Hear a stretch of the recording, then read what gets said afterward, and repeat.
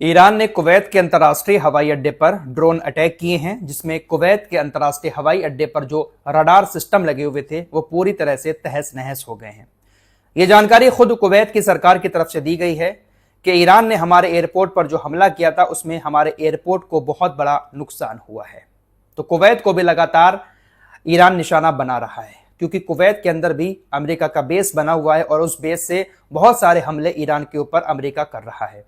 इस जंग में सबसे ज्यादा जो इंफ्रास्ट्रक्चर का नुकसान हुआ है वो कुवैत और सऊदी अरब को हुआ है। हालांकि यूएई की तरफ भी बहुत सारे हमले किए हैं ईरान ने, लेकिन नुकसान सबसे ज्यादा सऊदी अरब को हुआ है और उसके बाद कुवैत को हुआ है। तीसरे नंबर पर कतर आ रहा है और फिर यूएई। अमेरिका और इजराइल की खातिर इन तमाम अरबी देशों ने अपना बहुत मोटा नुकसान करवा लिया है। कुवैत के कई सारे तेल के भंडार को भी ईरान की मिसाइलों ने, ईरान के ड्रोन ने निशाना बनाया है। बहुत बड़ा नुकसान तेल क्षेत्र में भी कुवैत को हुआ है, जिसके चलते हुए कुवैत ने अब कच्चे तेल के दाम बढ़ा दिए हैं। $118 प्रति बैरल के दाम हो चुके हैं। अभी तक 115 थे, अब 118 हो गए हैं। जब यह जंग शुरू हुई थी तो उस वक्त तेल के दाम $75 प्रति बैरल तक थे और अब $118 प्रति बैरल तक दाम पहुंच चुके हैं। अगर यह जंग ऐसे ही आगे चलती रहती है थोड़े दिन और, तो दाम 150 भी पार कर जाएंगे। और अब कई सारे देशों के सामने एक और बड़ी मुश्किल ये आ रही है कि अब रशिया ने भी ऐलान कर दिया है कि वो 1 अप्रैल से तेल और गैस देना बंद कर देगा। हमारा भारत भी रशिया से काफी तेल खरीद रहा है काफी टाइम से। अब रशिया तेल देना बंद कर देगा तो हो सकता है कि हमारे यहां पर भी थोड़ी बहुत दिक्कत तेल की होना शुरू हो जाए। फिलहाल रशिया इस जंग में खुलकर ईरान का साथ दे रहा है। शाहिद 136 ड्रोन के बारे में आप लोग सभी जानते ही हैं कितना खतरनाक है। ये टेक्नोलॉजी ईरान की है। ईरान ने सबसे पहले शाहिद 136 ड्रोन बनाया। यूक्रेन और रशिया की जंग में ईरान ने वो ड्रोन रशिया को दिया और इस ड्रोन से रशिया ने बहुत सारे हमले यूक्रेन के ऊपर किए। जब ये ड्रोन ईरान ने रशिया को दिया तो रशिया ने इसमें एडवांस टेक्नोलॉजी को थोड़ा सा और ऐड करके इसको और ज्यादा खतरनाक बना दिया है। शाहिद 136 को बनाने वाला कौन है? ईरान।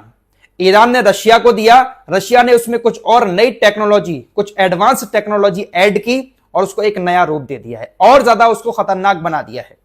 और अब रशिया वही ड्रोन ईरान को वापस भेज रहा है। ड्रोन शाहिद 136 ही है, लेकिन उसमें कुछ और एडवांस टेक्नोलॉजी ऐड होकर वो और खतरनाक बन चुका है।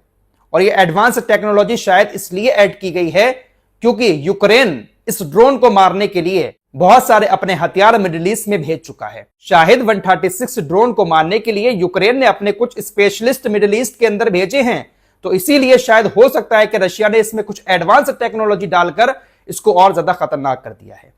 अब चाहे यूक्रेन आए चाहे कोई भी आए, शाहिद 136 ड्रोन नहीं रुक पाएगा, क्योंकि लगातार हमले ड्रोन के जरिए ईरान अभी भी कर रहा है और ईरान के ड्रोन को मारने की खबर अभी तक तो आई नहीं है कि शाहिद 136 ड्रोन को यूक्रेन के हथियार ने मार दिया। पिछले 10 दिन हो चुके हैं यूक्रेन के हथियार मिडिल ईस्ट में तैनात हैं, लेकिन अभी तक यह खबर नहीं आई है कि शाहिद 136 ड्रोन को यूक्रेन के किसी हथियार ने मारा हो। लेकिन यूक्रेन बेवजह अपने आप को काबिल बनने की कोशिश कर रहा है और ये अरबी देश यूक्रेन के झांसे में आ भी रहे हैं। जो यूक्रेन रशिया से पिछले 4 साल से पिट रहा है, जिस यूक्रेन के साथ अमेरिका की सारी टेक्नोलॉजी है, अमेरिका के सारे हथियार हैं, उस यूक्रेन से ये अरबी देश सैन्य समझौता कर रहे हैं। परसों आपको खबर बताई थी कि सऊदी अरब ने यूक्रेन के साथ एक सैन्य समझौते पर हस्ताक्षर किए हैं। यूक्रेन मदद करेगा इनकी।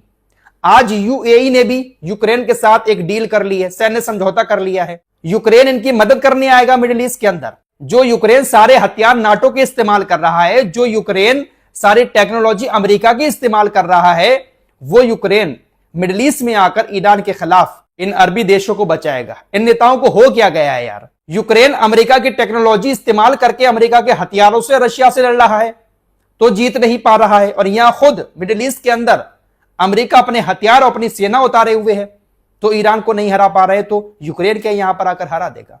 लेकिन ये अरबी देश पूरी तरह से बौखला चुके हैं, इनके दिमाग काम ही नहीं कर रहे हैं। यूक्रेन जैसे पिटे हुए देश से सैन्य समझौते कर रहे हैं। उधर ये एक और नया देश सामने आ चुका है अपने आप को लाइमलाइट में लाने के लिए, युगांडा। इसके बारे में आपको बताया था कि अगर इजराइल हारेगा, हारता हुआ नजर आएगा, तो हम इजराइल का साथ देने मिडिल ईस्ट में आ जाएंगे। अब इसके सेना प्रमुख ने एक बार फिर से कहा है कि ईरान पर कब्जा करने के लिए 2 हफ्ते से ज्यादा का टाइम नहीं लगना चाहिए। हम ईरान से लड़ाई लड़ने के लिए अपनी जमीनी सेना भेजने को तैयार हैं। ये युगांडा जिसके पास कुछ नहीं है, पिटा हुआ देश है पूरी तरह से, ये कह रहा है कि हम अपनी जमीनी सेना को ईरान के अंदर भेजकर 2 हफ्ते में ईरान पर कब्जा कर लेंगे। मतलब हलवा समझ रखा है इन लोगों ने। बड़ी बड़ी शक्तियां वहां पर घुटने टेक रही हैं और ये साहब आकर वहां पर कब्जा करेंगे। दोस्तों, अरबी मीडिया पर एक स्पोक्स पर्सन ने कहा कि देखिए, पूरी दुनिया ने पिछले 47 साल से ईरान के ऊपर बहुत सारे बड़े बड़े प्रतिबंध लगाए, लेकिन ईरान ने किसी से कुछ नहीं कहा। सिर्फ 25 दिन का प्रतिबंध स्टेट ऑफ हॉर्मुज में ईरान ने लगा दिया तो दुनिया ने रोना शुरू कर दिया। यह बात बिल्कुल सही है दोस्तों। ईरान के ऊपर जितने प्रतिबंध लगे हैं इस दुनिया के अंदर, किसी देश पर इतने प्रतिबंध कभी नहीं लगे। पूरा नाटो प्रतिबंध लगाए हुए है, अमेरिका, इजराइल, जो भी देश हैं सबके सब प्रतिबंध लगाए हुए हैं किसी न किसी क्षेत्र में, लेकिन ईरान कभी रोता नहीं है। ईरान अभी भी टिका हुआ है, अपने आप को मजबूत कर रहा है, लेकिन 25 दिन का जो प्रतिबंध लगा दिया स्टेट ऑफ हॉर्मुज में, दुनिया रोने लगी। फिलहाल डोनाल्ड ट्रंप ने नाटो को बुलाने की बहुत कोशिश की, स्टेट ऑफ हॉर्मुज खुल नहीं पाया, तो अब नाटो से रिश्ता तोड़ने की धमकी डोनाल्ड ट्रंप देना शुरू कर चुके हैं और कहा है कि नाटो का फ्यूचर बहुत बुरा होने वाला है, नाटो पूरी तरह से बर्बाद हो जाएगा।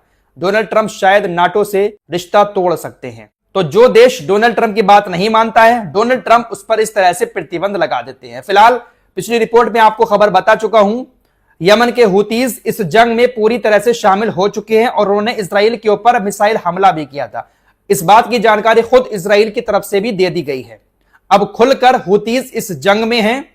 बाबल मंडप को भी वो बंद करेंगे। बाबल मंडप से गुजरने वाले हर एक जहाज पर हमला किया जाएगा हुतीज की तरफ से। स्टेट ऑफ हॉर्मुज बंद, बाबल मंडप बंद, पूरी दुनिया में बहुत बुरा हाहाकार मचने वाला है।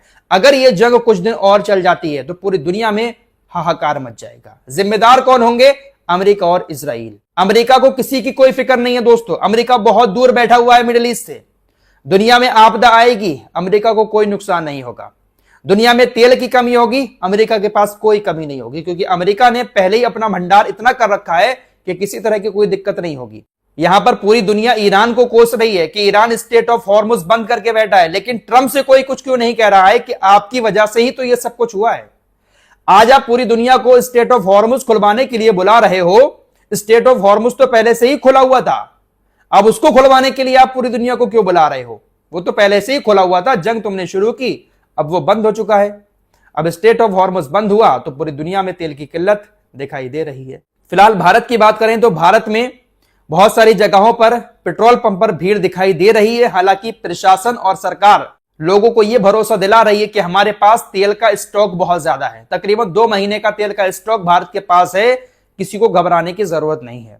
कई सारी वीडियोस भी सोशल मीडिया पर आ रही हैं जहां पर पेट्रोल पंप पर लंबी लंबी लाइनें जो दिखाई दे रही हैं, वहां पर पुलिस प्रशासन लोगों से कहता हुआ नजर आ रहा है कि इस तरह से लाइन ना लगाएं, भारत में तेल की दिक्कत नहीं है। लेकिन प्रधानमंत्री नरेंद्र मोदी ने आज फिर एक सभा में यह बात बोली है कि जिस तरह से कोरोना काल में हमने चुनौतियों का सामना किया था, इसी तरह से चुनौतियों का सामना हम आगे भी करेंगे अगर कोई दिक्कत दुनिया के अंदर आती है। अब जब सरकार इतना भरोसा दिला रही है, पेट्रोलियम मंत्री की तरफ से भी बयान आ रहे हैं कि दिक्कत नहीं है, जो पेट्रोलियम कंपनियां हैं उनकी तरफ से भी लगातार बयान आ रहे हैं कि कोई दिक्कत नहीं है तेल की, भारत के पास तेल बहुत ज्यादा है, तो दोस्तों फिर घबराने की जरूरत नहीं है। हम लोगों को आराम से जैसे नॉर्मल लाइफ चल रही थी वैसे ही चलाते रहें।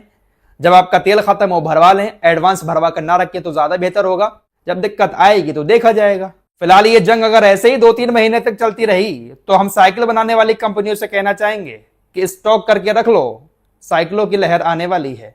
फिर से शायद पुराना दौर आ जाए, लोग साइकिलों पर आ जाएं, क्योंकि 2-3 महीने जंग चलने का मतलब यह है कि पूरे मिडिल ईस्ट का ऊर्जा भंडार पूरी तरह से तबाह हो जाएगा। फिलहाल देखते हैं क्या होता है। इस रिपोर्ट में इतना ही। कुछ और खबरों के साथ फिर हाजिर होंगे। अपना ख्याल रखिएगा। अल्लाह हाफिज।